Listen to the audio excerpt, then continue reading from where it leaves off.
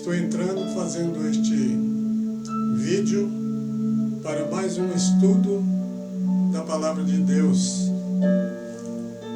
E desta vez nós vamos falar como que Jesus exerceu o seu ministério na prática. Qual foi a prática de Jesus? Em primeiro lugar, eu quero fazer esta afirmação: e eu não estou sozinho. Outras pessoas já fizeram esta afirmação. Jesus foi o maior pregador que passou por esta terra e o maior mestre. Não existiu antes dele e nem depois dele nenhum igual a Jesus. Mestre por excelência. Ele escolheu 12 homens de diversas categorias, origens, e os treinou para que este desse continuidade no seu ministério. Há um texto da Bíblia que me chama bastante atenção e eu quero ler esse texto neste momento, que está no livro de Mateus, capítulo 9, do verso 35 até o 38, que diz assim: E percorria Jesus todas as cidades e aldeias, ensinando nas sinagogas, e pregando o evangelho do reino, curando toda sorte de doenças e enfermidades. Vendo ele as multidões, compadeceu-se delas, porque andavam desgarradas e errantes, como ovelhas que não têm pastor. Então disse a seus discípulos: Na verdade a seara é grande, mas os trabalhadores são poucos. Rogai, pois, ao Senhor da seara que envie trabalhadores para a sua seara. Isto foi o início do ministério de Jesus. Foi esta situação que ele encontrou e viu. O texto começa dizendo que ele pregava e ensinava nas sinagogas. As sinagogas era o local onde os judeus se reuniam depois do cativeiro. O templo havia sido destruído e eles continuaram se reunindo nas sinagogas para ler a Torá, os livros da lei, e aprender. A responsabilidade do ensino era dos sacerdotes, e os escribas eram os copistas, aqueles que copiavam a lei. Como disse, Jesus foi o maior de todos os líderes e o maior de todos os pregadores. Numa certa ocasião, um grupo de fariseus mandou uma escolta de soldados prender Jesus. Eles foram, ouviram Jesus e voltaram sem prendê-lo.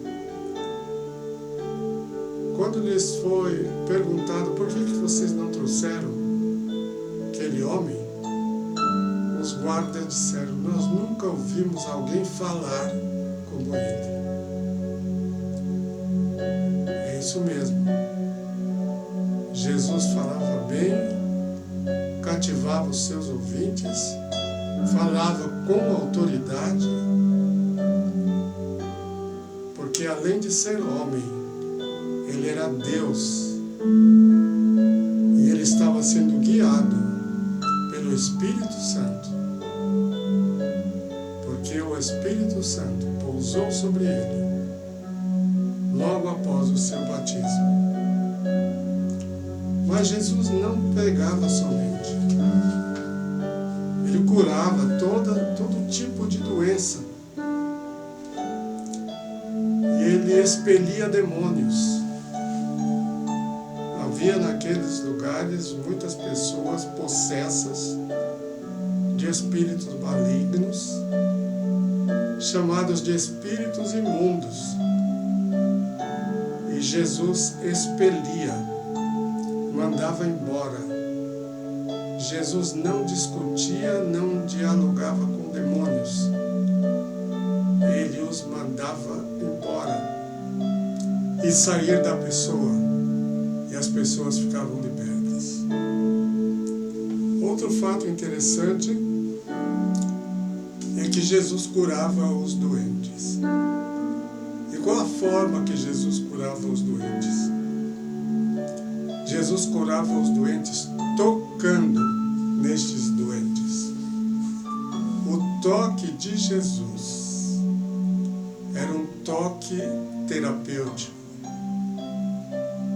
Jesus tocava impondo as mãos sobre os enfermos ou tocando em algum lugar no corpo destes doentes e eles eram curados. Toque.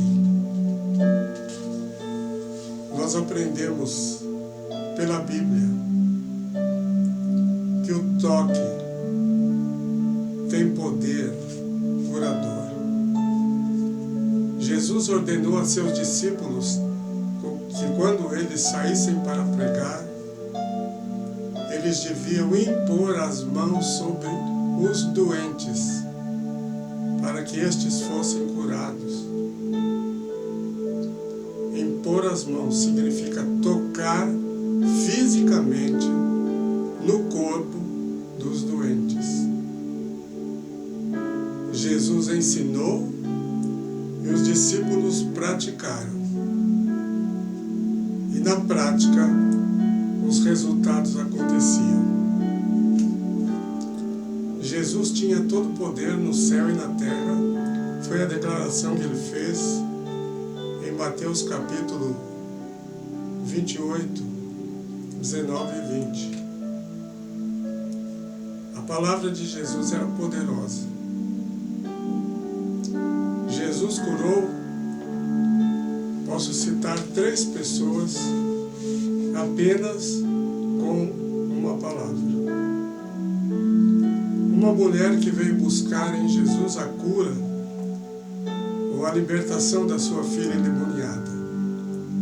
Essa mulher era Sírio-Fenícia. Ela não era israelita. Mas quando ela se aproximou de Jesus, Jesus declarou que a sua filha estava liberta por causa da fé daquela mulher. E a filha estava bem longe, mas naquele momento a filha daquela mulher foi curada. Jesus estava numa casa e a multidão cercando a casa. E 4 homens trouxeram um paralítico. Ninguém abriu a multidão para dar oportunidade daquele paralítico ficar frente a frente com Jesus. Mas aqueles homens audaciosos subiram aquele leito daquele homem no telhado da casa, abriram um buraco e desceram o leito no lugar onde Jesus estava. Jesus, antes de curar aquele homem, disse: Filho, perdoados estão os teus pecados. As pessoas, os religiosos que estavam ali, murmuravam entre si: quem é este que pode perdoar pecados? Só pode perdoar pecados é Deus. E Jesus disse para eles, conhecendo seus pensamentos: Ora, para que vocês saibam que eu tenho poder para perdoar pecados. Eu digo ao paralítico, levanta e anda. E ele disse ao paralítico, levanta e anda. E o paralítico levantou e andou. É o poder de Jesus. Pessoal. E a outra ocasião foi quando Jesus estava passando em Betesda, onde há um tanque e vários alpendres. E naqueles alpendres estava cheio de gente doente, paralíticos, aleijados, pessoas que não conseguiam andar. E Jesus viu um paralítico e chegou para ele e perguntou, você quer ser curado? O paralítico disse para Jesus, olha, não tem ninguém que me desça as águas quando elas são agitadas. Todos descem antes de mim. Jesus tão somente disse para ele, toma a tua cama e vai para a tua casa. Aquele homem levantou e saiu carregando a sua cama. Era assim que Jesus procedia. O toque de Jesus. Jesus mandou que os seus discípulos usassem o toque para curar os doentes. Imponham as mãos nos doentes e eles serão curados. Os discípulos de Jesus praticaram isso. Nós estamos distantes no tempo e no espaço, há milhares de anos, mas o poder de Jesus e a ordem dele é a mesma. Nós podemos usar o toque para abençoar os doentes. E além do toque da imposição de mãos, há um toque que cura, que abençoa, que traz paz, conforto e consolo. É o abraço terapêutico, o abraço com carinho e amor. É o abraço do perdão. Em Lucas capítulo 15, nós temos a história do filho pródigo. O filho pródigo abandonou a casa, a família, gastou tudo que ele tinha. E quando voltou para casa, voltou um bagaço de gente, andrajoso. E ele voltou para casa arrependido de tudo aquilo que ele havia feito. E quando ele estava se aproximando da casa, o pai o viu de longe. E a Bíblia diz, em Lucas capítulo 15, verso 20, que o pai o recebeu, o abraçou e o beijou. Esse é o abraço do perdão. Esse é o abraço daquele que diz, eu te recebo de novo. Esse é o abraço de Deus, porque aquele pai representa Deus na história do homem. Deus tem um abraço caloroso para dar em você que está longe dele. Que Deus te abençoe. Receba o abraço do Pai.